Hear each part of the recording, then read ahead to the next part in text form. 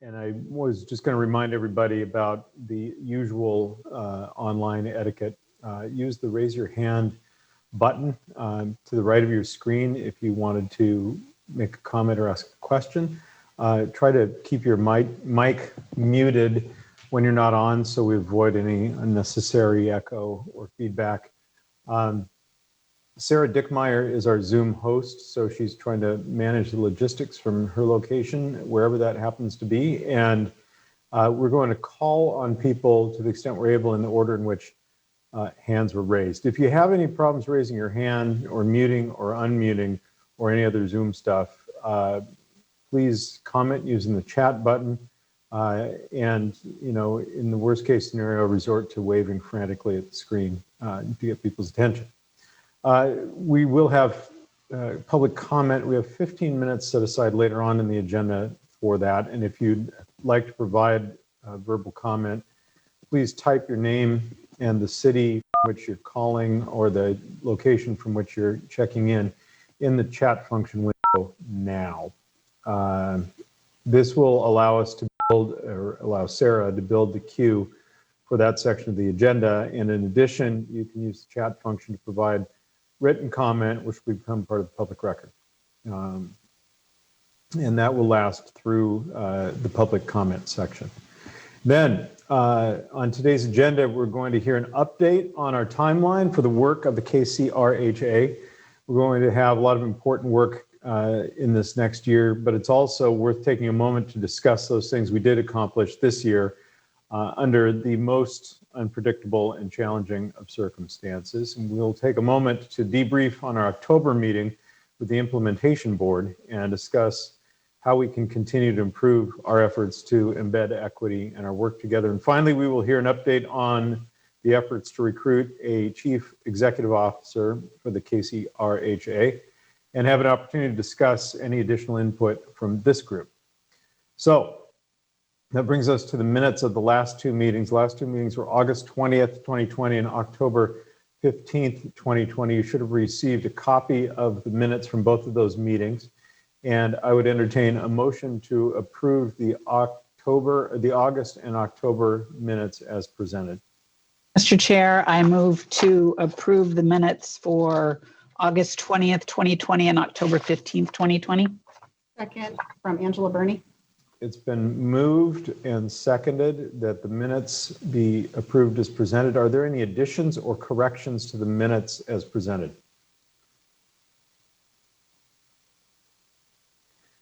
Hearing none, all those in favor, please signify by saying aye. Aye. Aye.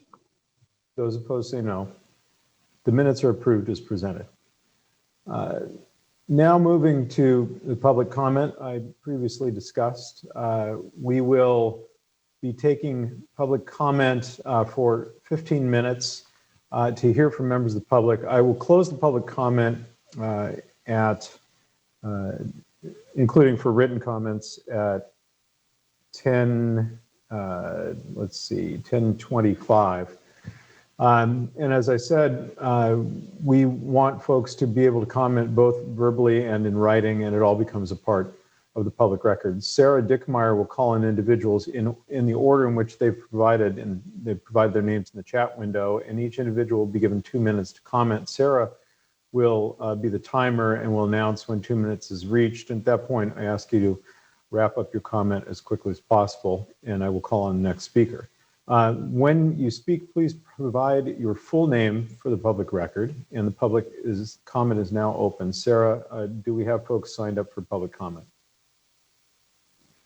We do not yet. I suggest we wait 1 minute for folks to enter in the chat if they would like. Okay, that's fine. So go ahead and do that. And what I'm going to do is, rather than us sitting here staring at one another, move to the next item, and we'll simply interrupt after a few minutes to check back with Sarah as to whether there's any public comment that we need to pause and recognize. So we're going to receive a staff update on the 2020 accomplishments and as well as a briefing on our 2020 timeline from Jason Johnson of the city of Seattle. And he's in his day job, the director of the Seattle Human Services Department. Thanks for being here, Jason. I see in the timeline, there's no December meeting, is that correct? So Sarah's going to, I should point out, send out a cancellation notice for that meeting. But why don't we go ahead and begin with Jason's briefing. Great, thank you so much. Good morning, it's good to be with you. Again, Jason Johnson with the Human Services Department at the City of Seattle. Happy to be part of this meeting and try to highlight some of the accomplishments that together this group has been able to bring into play. It is, despite a pandemic and a 100% remote effort, I'd say this has been a successful year. There have been some challenges for sure. COVID-19 delayed meetings, required us to pivot to emergency COVID response efforts countywide, and temporary limited focus on the important work to stand up this new organization. There were also staffing delays for the lived experience members that took much longer than expected. We certainly have a long way to go in fulfilling full operations of the King County Regional Homeless Authority. But again, it's important to highlight and celebrate what we have accomplished to date. So I want to run through a few that were top of mind for me, and then make sure that there's some time for discussion, and more importantly, time for us to talk about what we need to continue forward momentum in 2021. So in 2020, we've together formed an interjurisdictional staff work group with several subcommittees to make recommendations to the governing committee. We have selected and seated a governing committee, and that governing committee and its members have convened 8 remote governing committee meetings to date. We have also selected and seated a complete implementation board and have held 6 implementation meetings to date. The implementation board has selected its co-chairs, Harold Odom and Nate Caminos. Just yesterday, the COC board was established, and eventually this group will serve as the advisory board in the 3rd leg of the governance stool, and that group's first meeting will take place in January. We've established operational functions to support the King County Regional Homeless Authority's employees and business operations. These are items such as Social Security benefits, retirement, accounting services, payroll services, insurance, health benefits, etc. But critical business services that are needed to stand up the new organization. We have resourced and hired Lived Experience Coalition staff. Jonathan Hemphill is on board to support the lived experience representatives at all levels of the governance structure. We have hired a CEO recruitment firm, the Hawkins Company, and initiated CEO recruitment. This includes the final job description, announcement, and the recruitment packet. So we are on our way. Importantly, while we have continued to build this organization responsible for addressing homelessness in the future, and even though we have experienced some delays due to COVID, the City of Seattle, King County, and other critical partners together have continued to connect people experiencing homelessness to services and housing resources. Our efforts have not stopped. They have not paused while we stand up the regional authority. Any pause or shift away from our continued work together is not an option. There are too many people counting on us, and we have proven our ability to do both. And we will need to continue to ensure that we're positioned to keep both efforts accelerating forward. While seemingly slow, and we would all like to be in a better place, things are moving forward. And today I wanted to take this moment to celebrate and acknowledge that.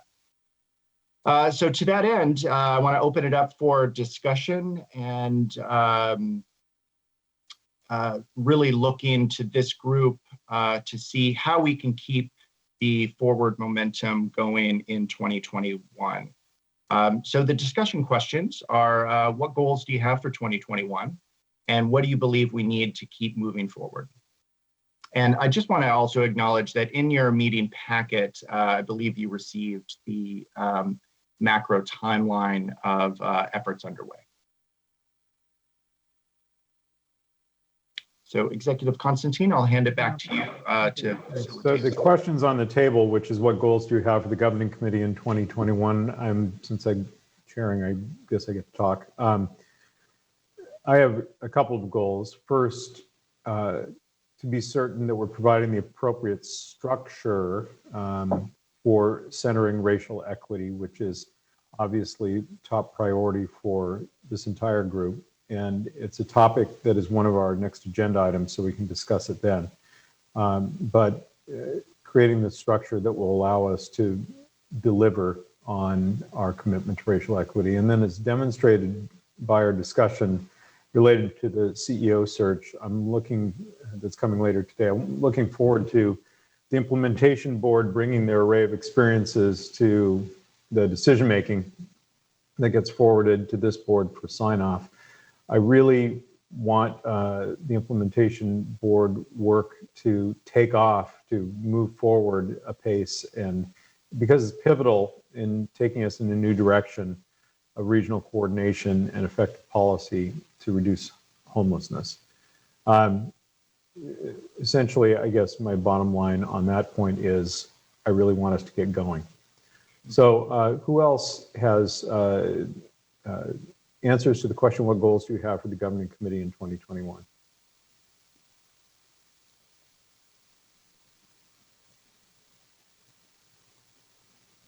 Hello, can you hear me? Is that Jonathan? It is. Yes, I'm sorry. I please go ahead. apologize for my tardiness. No problem. I just want to thank everybody here, and then also like I want to echo with what you said, Dow, that like one of my chief goals moving into this authority is one, to get the ball rolling and get all these projects underway, but it also to really center the theory of change and delve into this racial equity work and tackle some of the disparities that we see within the homelessness system. Also in addition to that, like thinking about my role as an advocate for youth and young adults that are experiencing homelessness, I think that moving into this authority, I really want to ensure that that so many youth get lost in the cracks in the system, and then they end up transferring over into the adult homelessness system, and then transferring probably into different other systems, right?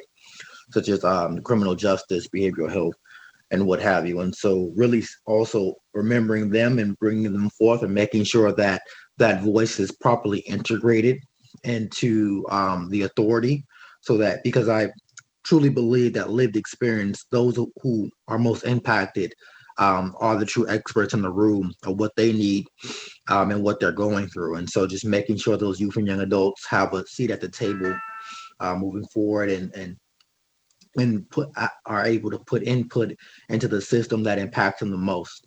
So, and that's really going to be on my horizon moving forward. And I hope that, we all can get on board to do that. I'm going to hand it off to anyone else who'd like to speak.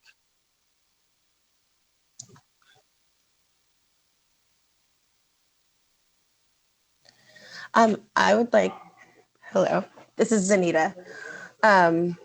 Thinking about the goals when I read this, one of my things that I think we should really be also working on are those that are actually out on the streets and not sheltered. So our unsheltered neighbors, it is cold, it is rainy, and we really should, even in this next month or so before next year, should be really trying to focus on what are we doing to try to help get them inside off of the streets right now.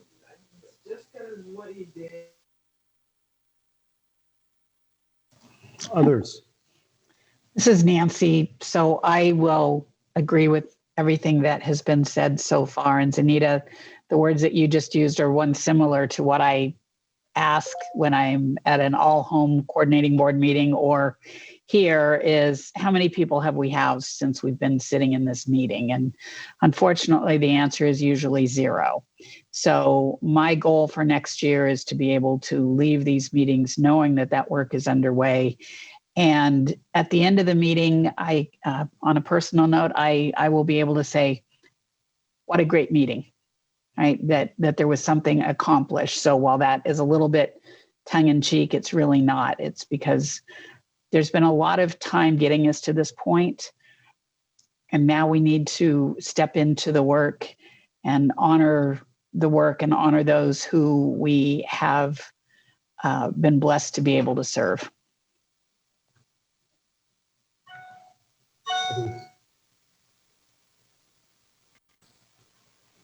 Do other folks want to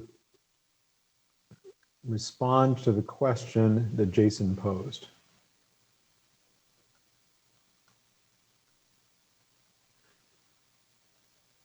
Okay, well, we can return to that as time goes on. I do want to make note of the fact, since we're reaching the end of the designated public comment time, that Sarah informs me there's no one signed up yet for verbal public comment. Folks who want to make comment have another 4 or 5 minutes to go ahead and put that in the chat, and that will be a part of the record. Angela. Mr. Chair, I would love to make a motion about setting the calendar for next year and to establish the 2021 Governing Committee meetings on the third Thursday of January, February, and quarterly for the remainder of the year from 10 a.m. to noon. Okay, hold on 2 seconds. Let me scroll to that.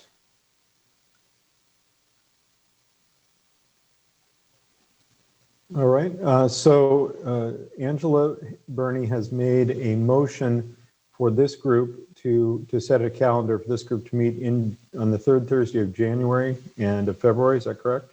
And quarterly thereafter. And if there's a second, I will explain why I've made this motion. May I just, a point of clarification, quarterly thereafter beginning when? When would the next meeting after February be? That's a great question. I'm trying to use the words that the staff group had proposed. It would be April. Sorry. April. Thank you, Mayor Backus. And I will second the motion. It's been moved and seconded. Is there discussion? So if I might, it's in the ILA that we're required to set the meeting calendar for the following year at the last meeting of this year. Mm-hmm. And because we've been informed that the December meeting will not happen, I wanted to make sure that we're following our ILA. Okay. Awesome. Okay. Anyone else? And then everyone knows. Okay. Is that Jonathan? Yeah, that's just me.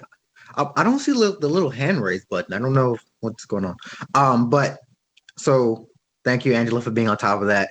I just have some a little bit of concerns and pushback because of the fact that, like, I think that moving forward into the quarterly, we're like maybe a little bit later after a couple more meetings, because I really want to make sure that moving forward, that the governing committee actually knows what the theory of change is, and we have a mutual understanding of the theory of change and everything like that. And then also to just make sure that all folks involved have, everything that they need moving forward, so that we all start off on an equal footing. And so I hesitate to go straight into that quarterly meeting session, but maybe after, maybe in March, I think like maybe 3 more monthly meetings, and then in March we can start that quarterly, those quarter sessions.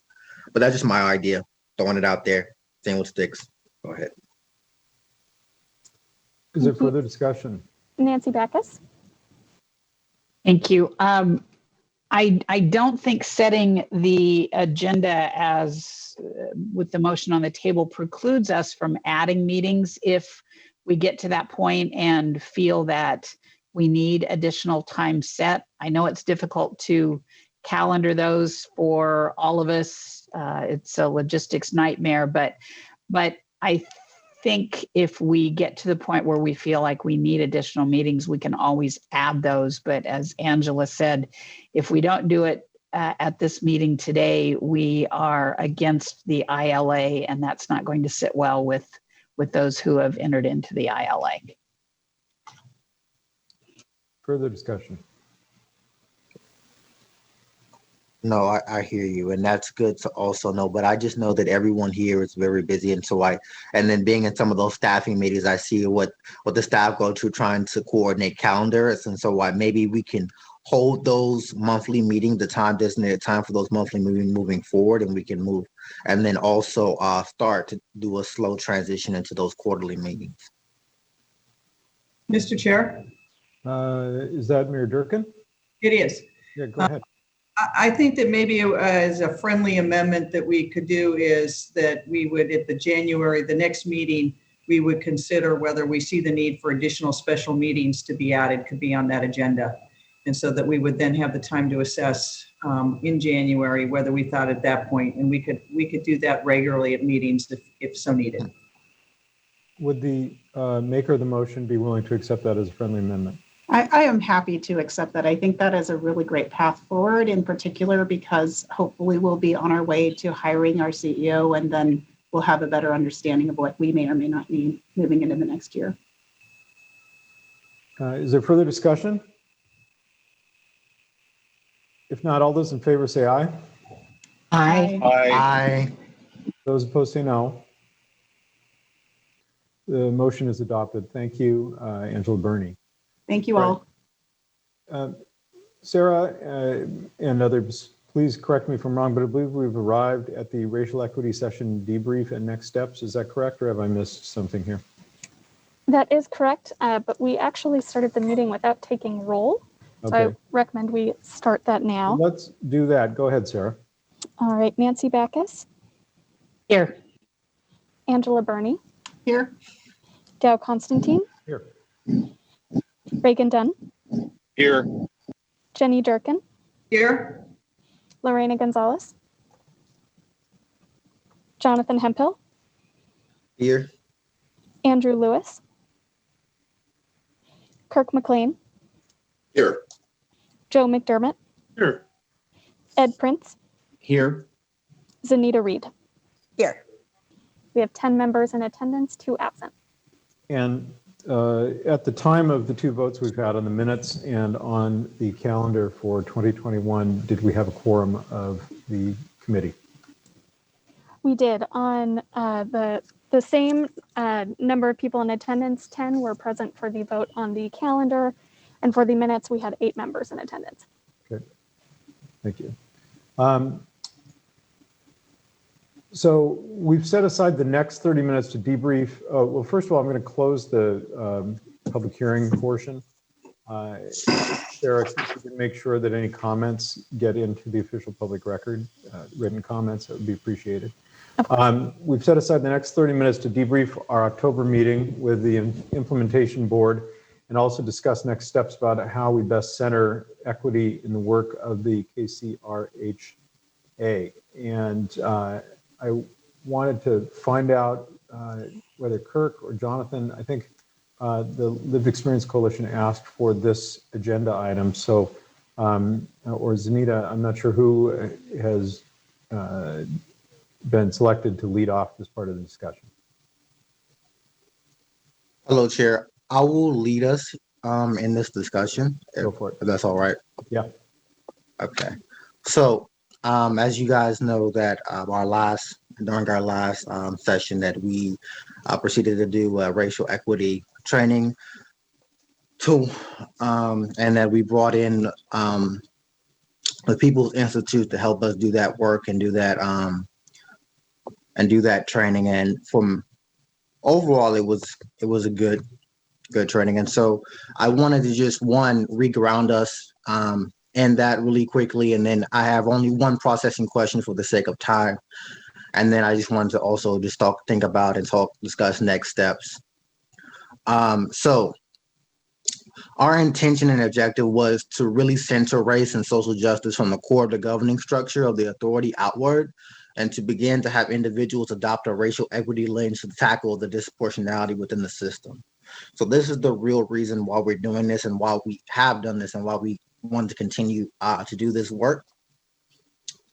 And so for our debriefing question and processing for you all, based on the training, what specific actions or motions can we as a collective on the governing committee take to advance racial equity and the authority with the theory of change as our lens? And so that's essentially like our processing question. And so people have had some time to reflect, what are some things that essentially like we can start to do to get the ball rolling and move this forward. And I'm going to open it up for anyone who wants to answer. Who's here? Is somebody trying to chime in there? Thought I heard someone. I pulled up the version of the theory of change with which I was provided before that meeting, and was going through it and trying to absorb it and internalize it. And I really want to have opportunities to better understand the way in which that theory of change can function to help us achieve our goals. I wasn't sure in the meeting that I was getting more grounded in the theory of change while it was going on. I was kind of expecting more of a, I guess as was said at the time, more of a learning opportunity or seminar. So I need myself to be able to do more study and get more grounded and familiar with the theory of change that we're using as our lens. Okay. No, thank you for that, Chair. That I think that in reflection in greater context of the training, I think that it was the first training, and it some people got some things out of it, others had different expectations, and so I think moving forward, for me, when I ask this, when I'm answering this question, I think another specific action or motion that we can take is one, moving forward, is to ground ourselves in the lens and really start to analyze the theory of change, and then also setting up another training. I think that was just a taste, and it got the ball rolling. Right. And it showed our commitment as a governing committee to sit down and have those learning sessions and hear out, what is actually going on and what the issue really is. And now we just need to continue that further, that commitment. And so I appreciate that very much from you. Jenny Durkin.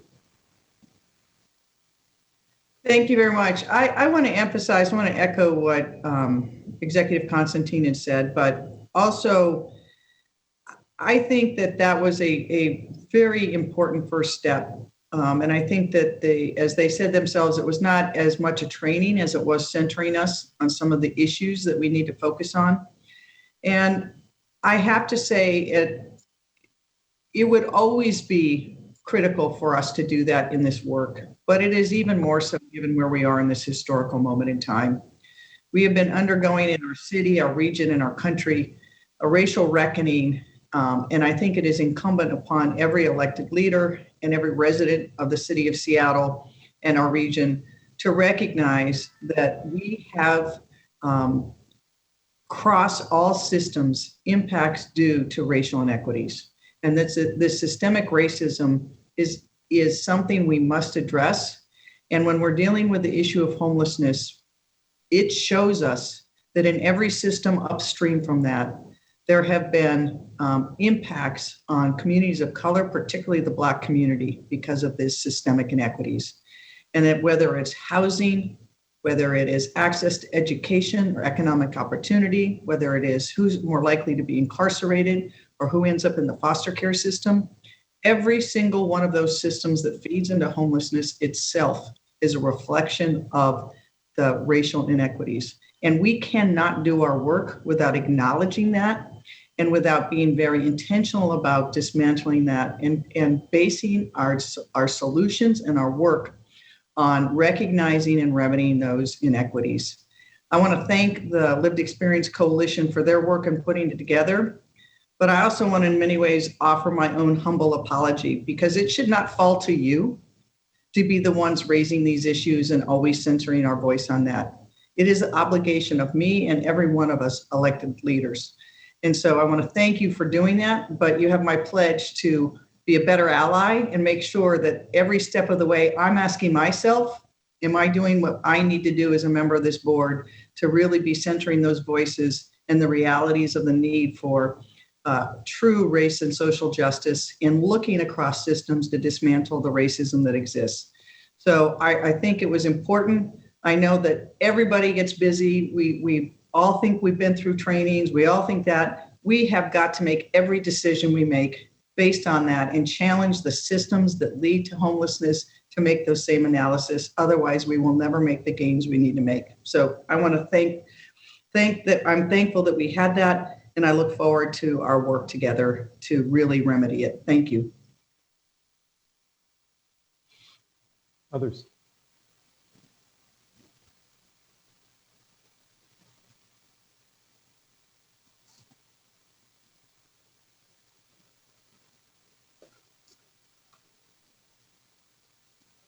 So the issue that we had at the start, which was the question Jason presented about what goals we have for the governing committee in 2021, and we talked about creating appropriate structure for centering racial equity. Just what Mayor Durkin just said, I'm sorry, what Jenny just said, reminded me of the need to create structures that reduce the need for people to continually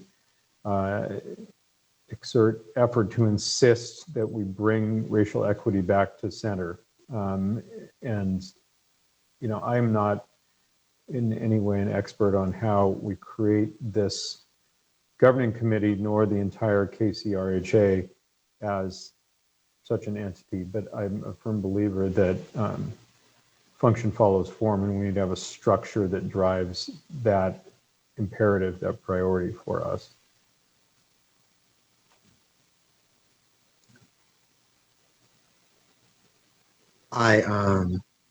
Chair, if I can Yes. speak, I don't want to speak out of time. Okay. I just want to say that I thank you, Mayor Jenny, that was very well spoken. And, you know, I also, I appreciate your willingness to be an ally and step up and take initiative in this work and work with us. And, you know, and as you said now, you know, like this, what we're doing here in this regional authority is pretty new, right? We're walking the road and paving at the same time, and not everyone really even knows how to really, you know, do this work and really center the change, because what we're doing essentially is very transformational, right?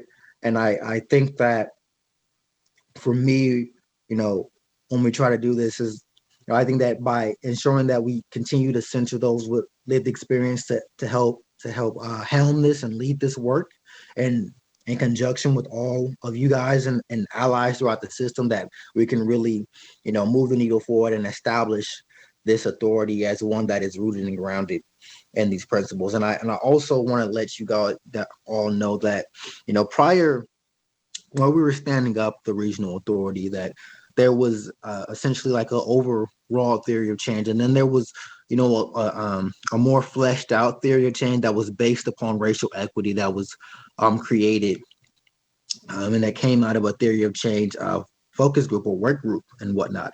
And so I look forward to sharing what that work group, what came out of that work group, and how they expanded upon that the initial theory of change, and how they fleshed it out to give, you know, more tangible and more concrete avenues and measures of success, measurable goals, smart goals, and whatnot. And so, you know, I'm just very ecstatic to hear that, you know, from both sides, from the county and the city, that you guys are all very eager and willing, you know, to move this forward, to move this work forward. And then also just, to, you know, echoing another comment that I heard, you know, about, you know, how, you know, it intersects and impacts different systems, and then also just the regions in general. So, you know, racial disproportionality, it looks, somewhat differently in different areas. So let's say, for instance, it'll look different in Auburn, it'll look different in Renton, it'll look different in Seattle. And so how do we tailor our approach? And maybe I'm going too deep too fast, but just thinking about that, how do we tailor our approach to address the specific needs of those individuals within those areas? And so if anyone else has anything they would like to say or any ideas moving forward that's outside of just continuing the training or delving into the theory of change, please speak. And if not, I guess I'll just turn it over to the chair to move the agenda forward. I would sure, yes, Angela. Thank you, Chair. I mean, in response to Jonathan's question, I think for me, what would be wonderfully helpful is not necessarily the work during these meetings, but opportunities, or for me, I love to read, so kind of reading material, things like that we could use as a resource to help support what we're trying to do here would be really helpful for me. So if you know of those, Jonathan, or if you know people who can kind of share that, for me, that would help me in moving this process forward. So thank you for asking that question. And I just want to try to confirm that the specific sort of refined or more focused on race theory of change that you talked about being developed, which I'm trying to get to my printer to get it, is that something that we already have in hand? Because I had a pretty concise 2-page summary of the theory of change, which dives into issues of race, and I'm just trying to figure out if that's the one you're talking about, if there's another document that I don't have access to. Okay. So it might be like I need to once again review the packet that was sent out on that. But when I did a cursory glance, it wasn't necessarily that the one that I'm referring to, unless I did send it out to a few staff people. So I don't know if it was circulated. But what I will do is make sure that by the end of this meeting that all staff and you guys will have the document that I'm referring to that really goes in depth and that you can begin to read. And then also to answer your question, Ms. Burney, I think that we can sorely put together some more reading materials and something that we can all, learn from, to really do this work together. So yeah, there are some reading materials, and the Lived Experience Coalition will be happy to provide. Thank you. And you can call me Angela. All right. Can I just say something? Yeah. Add, I think also if we continue to build relationships with each other and really come together, in all of this, I think that also is going to make a huge impact in those that we are serving just across the board. So maybe us just building stronger relationships amongst, the group itself too, and being able to speak honestly and things like that and get to know one another. Because really, honestly, building relationships is really how any of this is going to work.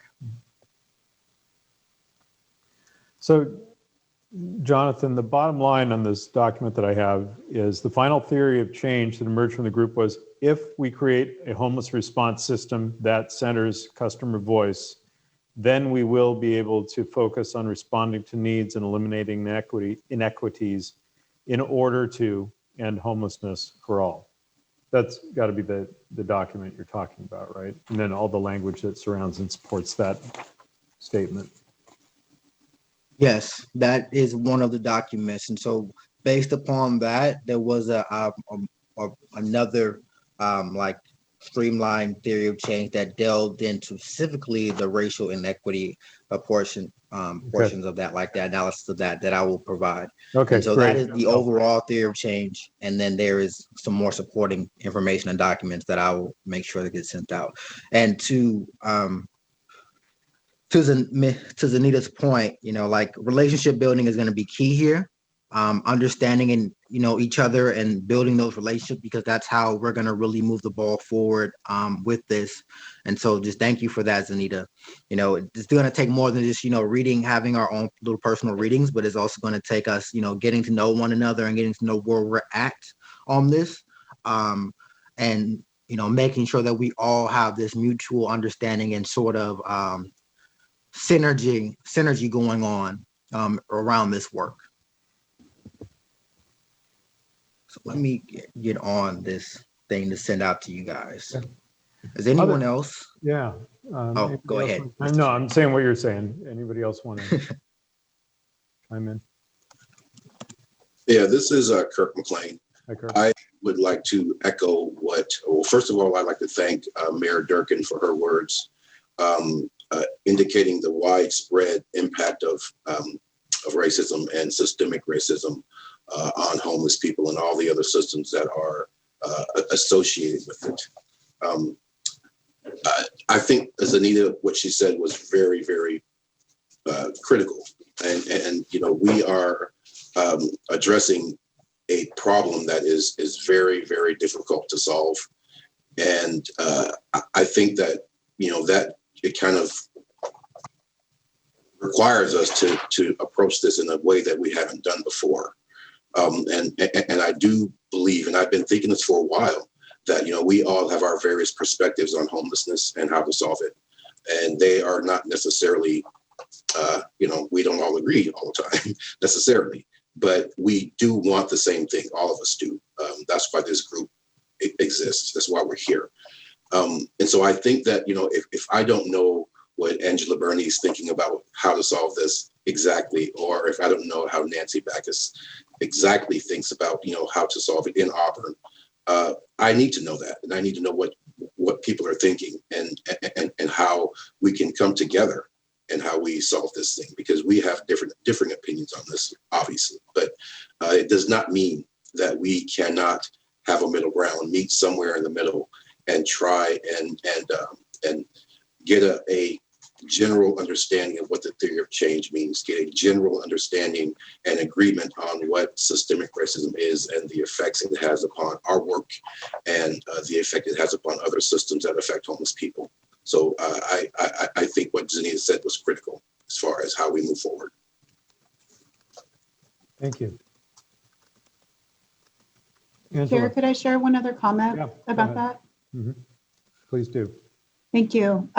Kirk and Zanita, absolutely. I think in thinking about this meeting today, I think one of the challenges that we faced in standing this up during a pandemic is we haven't been able to meet each other in person. We haven't been able to share stories with each other. We haven't really had the opportunity to get to know each other at all beyond this little Zoom screen. I think that, what you just said, Kirk, is really important. Part of the reason that I wanted to be on this group is because my city has done some things that I think are really innovative and really important in getting people housed. And I know both Nancy and Ed as well in their respective cities and throughout the regional cities. And we really haven't had an opportunity to talk about those ideas and share those experiences, nor have I felt like I've been able to really hear from the rest of the members, their experiences. So I think perhaps kind of going back to that 2021, perhaps if we set aside some time to really talk about what's important to us and what experiences we have and how we see things would be a valuable use of our ability to move the needle in the whole region. So thank you for sharing that. That was really powerful for me. Thank you, Kirk.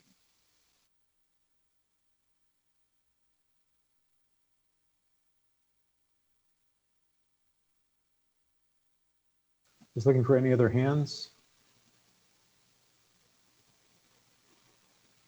Okay. Yeah, Jonathan. So I have sent to Miss Sarah the King County Regional Homeless Authority like a final theory of change report. I don't think I have everyone on the email list that needs to send that out. So for you guys, look through that in your email, and I think it's gonna, be very helpful in moving this work forward. So if Sarah, you can please make sure everyone has that and we can continue on the conversation. I really thank everyone for, having this conversation and being willing to move this work forward. And thank you to Ms.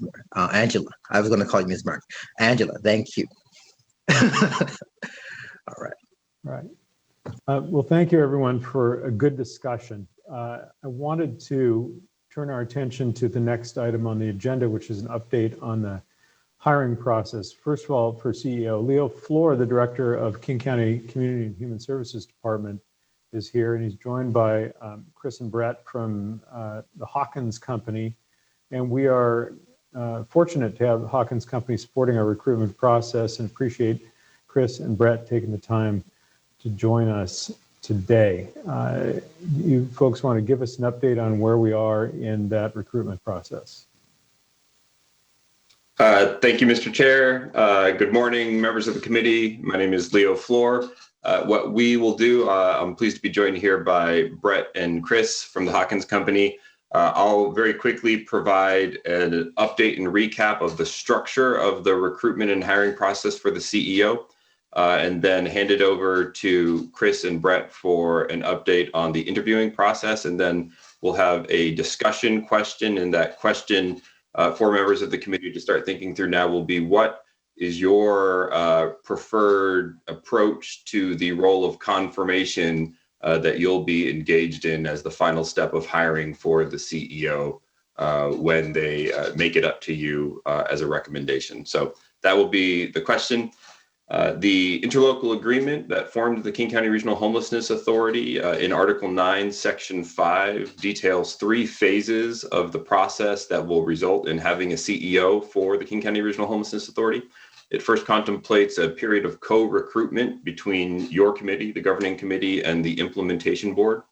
After the co-recruitment, it provides for the implementation board to have the authority to recommend to the governing committee a finalist or finalists to become the CEO, and then it confers upon the governing committee itself the authority to confirm that recommendation.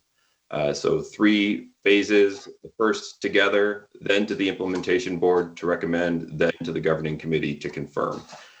Last week, we had the implementation board meet, and one of the actions that the implementation board took was to vote on their process to yield a recommendation to the governing committee. And really that's the interviewing process. And that's something that Brett and Chris will be able to describe in more detail. And then again, after that update, in addition to any other questions that the committee would like to discuss, the question for this committee, which is a little bit of a change from the agenda based on the action of the implementation board last week, is how would you like to, if at all, prescribe your process to undertake the confirmation of the finalists that the implementation board will recommend? If there are no questions on that, I'll hand it over to Chris and Brett for their update. Are there any questions for Leo before we move to our friends from the Hawkins Company? Okay, Brett and Chris. Hi, everyone. So delighted to be able to sort of spend a few minutes with you all today. As you guys know, I'm Christine Boulware, and my colleague Brett Byers is here. Good morning, everybody. Good morning. We have been working incredibly hard and wonderfully, I might add, with all of your colleagues, most recently the evaluation committee, and of course our own teams. One of the important aspects of this as we move toward the interviewing of potential candidates is, of course, the process, and sort of making sure that we are very much in alignment with the ILA, and at the same time, sort of balancing the needs, interest, and practices of the evaluation committee, the implementation board, and the governing committee. So we spent a fair amount of time talking about what that interviewing process could look like, and we are happy to report that we've come up with, the implementation board has adopted a plan for interviewing that we thought we would share with all of you. It sort of does it indicates that there is a pretty substantial role of participation for the governing committee. And so we want to talk that through with you to make sure that that would be something that you all could sort of comfortably support. So sort of the way it's currently outlined, forgive me for the granular aspect of this, but the first part is sort of the evaluation committee's charge, as we've understood it, is to take responsibility for developing the position profile, which they have done, and secondly, to review the initial resumes that are being submitted. We had several meetings with the evaluation committee, or we were rather on their agenda, and we decided that we thought it would be helpful if we asked the evaluation committee if they would agree to divide themselves into two subgroups. And the first subgroup was responsible for the development of the position, of the review, rather, not the development, but the review of the position profile. And the second subgroup was responsible for developing the screening criteria, the resume review screening criteria that the evaluation committee would use as they walk through and review. They agreed to do that, and we made sort of suggestions in terms of who is on what committee, but it gave everybody the chance to self-select, which they did, and we worked very, very productively. And pleased to say that the position profile is done and approved, and the screening criteria have been adopted by the evaluation committee. We're now in the process. So the first phase is the position profile. The second phase is to review resumes using the screening criteria that was developed, and with the goal of identifying 5 to 8 candidates that would then be interviewed. So that process is going to begin the first part of December, we think. So here's the sort of the interesting piece. We were also reminded of the commitment that all of you have made to centering the Lived Experience Coalition's efforts in this process, and so the process includes that the implementation board will interview the first round of candidates, which will be somewhere between 5 and 8 candidates. They will then decide, at the conclusion of those interviews, the semifinalists, which will be no more than 3 candidates. At that point, the 3 candidates will then have the opportunity. The Lived Experience Coalition will have an opportunity to meet with the 3 semifinalist candidates. The goal in that instance will be for the Lived Experienced Coalition to report back to the implementation board their thoughts about each of the 3 candidates.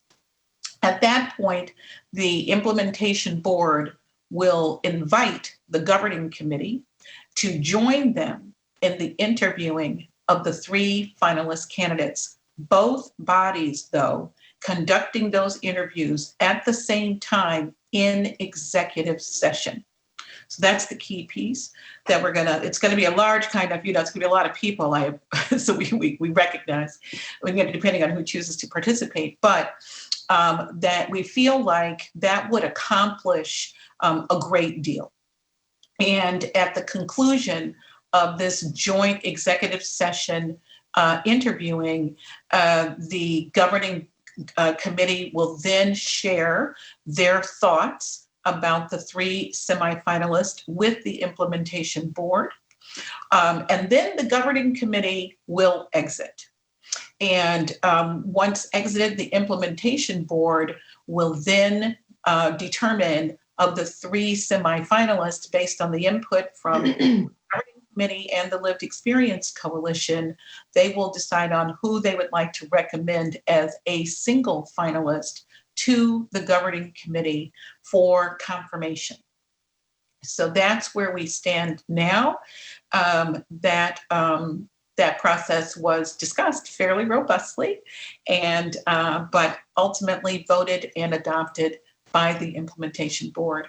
So where we would need support from the governing committee would be, first of all, to participate in executive session in the interviewing of the 3 semifinalist candidates, And secondly, I know that you all are about to sort of embark on your own discussion on the confirmation process. I know that sort of confirmation happens all the time, so I know that that's not something that's unfamiliar to all of you. So I have tons of sort of confidence in that regard. But we would support whatever efforts, whatever sort of makes sense at that juncture.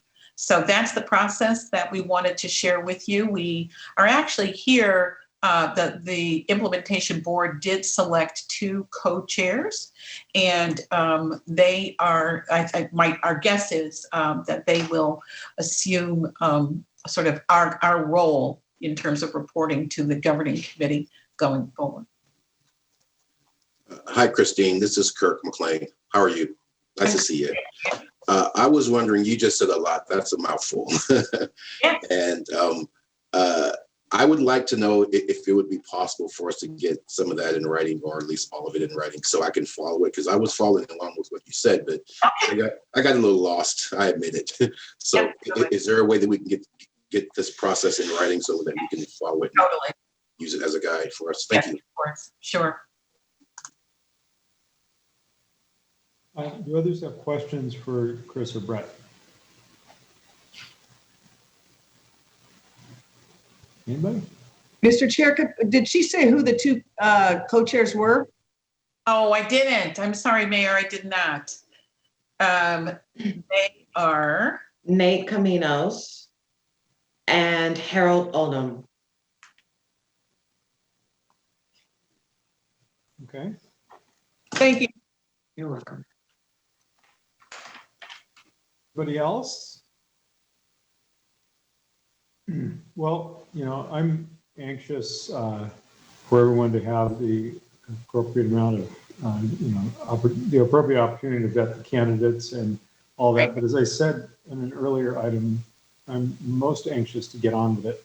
Get a CEO in place and deliver what we need to deliver for the people.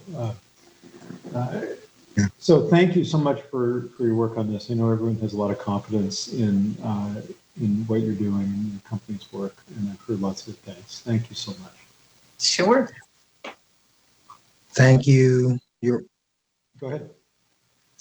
Oh, I was going to say thank you. Your work has been spectacular, very professional, very on point, glowing recommendations, and I'm happy that we got to work with the Hawkins firm and we continue to do so. So it was the best decision I think the authority made. Wonderful people. Our pleasure. Thank you. Thank you, Jonathan. So this is the good part where I'm not too worried about being personally engaged in selecting the final candidate, because the Hawkins firm has a very, very strong interest in not sending us a dud. That's right. We are not going to send you a dud. Right. And the other thing is, the executive, we spent a great deal of time on the, sort of in the very beginning, meeting with lots and lots of people, key stakeholder groups and individuals. And that's our way of making sure that we understand, the kind of person we know will be most effective. If we don't invest that kind of time, we just don't get it right. So we're feeling very good about our understanding, and it also gave us a chance to really meet and spend time with so many of you in varying capacities, and that too has been extremely helpful. So I want to thank everybody for your support and your participation. Thank you. Thanks for being here today. So that brings us to the end of the meeting. We have, unless Sarah, you tell me I missed something. I want to thank everyone for a good and concise discussion today and for your partnership for 2020. We are on a new path to providing regional leadership and promoting equitable homelessness response to support our neighbors who are experiencing homelessness. And as we enter winter, as was mentioned, I think by Zanita, who was mentioning winter, was that you, Zanita? I want to recognize this is an urgent moment, a particularly difficult time for people to be experiencing homelessness. Leo, who was on earlier, is scurrying to try to push forward the efforts to get more people inside as the weather gets worse. And we all have, even as we methodically try to put together the structures, we all have this emergent work before us. My team and I will be working hard over these next few months to make sure we don't lose ground in supporting safe emergency shelter while we're complying with public health guidance, which is, as you can imagine, an enormous challenge. And we've been pretty successful considering the scope of the challenge so far. But I encourage us all to, as regional leaders, to look for opportunities to expand access to safe, healthy space for those who are experiencing homelessness right now. And I look forward to seeing everyone in January. Is there anything for the good of the order today? I don't know what that means. That means you can kind of say anything you want. It isn't bringing up new business. It's more like, I enjoyed the meeting, or I forgot to say this, or that sort of thing. Okay, then yes. It is the moment at the end of the meeting when you say the things you forgot to say. Okay, yes. Then I was going to say, just so you know, when thinking about our unsheltered neighbors, I went to Costco the other day and they do have the hand warmers and foot warmers in the big boxes and stuff to keep in your car to pass out to people. So make sure you stock up on those for people. Thank you for that. Others? All right. Yeah. Yes, go ahead. Thank you for that, Zanita. Do we have I was tardy, so do we have a list of the folks that were that was confirmed to be on the CLC board, perchance? I'm gonna have to have staff tell me about that. Okay. Mr. Chair, this is Leo Floor, and I'll make sure that the confirmed slate of COC board members who will be seated in January, we'll make sure that that list goes out to the members of this committee.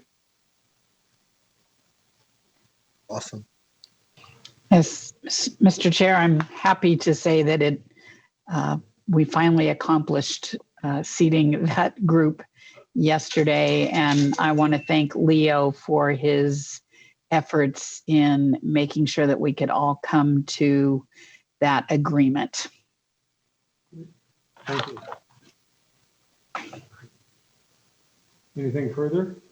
All right, our next meeting is the third Thursday in January. I would entertain a motion to adjourn. So moved. Doubled. Okay, moving to adjourn. All those in favor say aye. Aye. Aye. No. We are adjourned. Thank you so much, everyone, for being here. Everyone have a safe Thanksgiving. Wear your mask, wash your hands, keep distance. It's dangerous out there. Yes, ma'am. Many blessings. Yes. Right. Will do. I'm coming over there, Jenny, for dinner. All right, Reagan, I'll feed you. All right. Outside with a mask. As long as you stay outside, Reagan. Exactly. She's going to throw it to you. And a few other things. Just take pictures, please. Third January.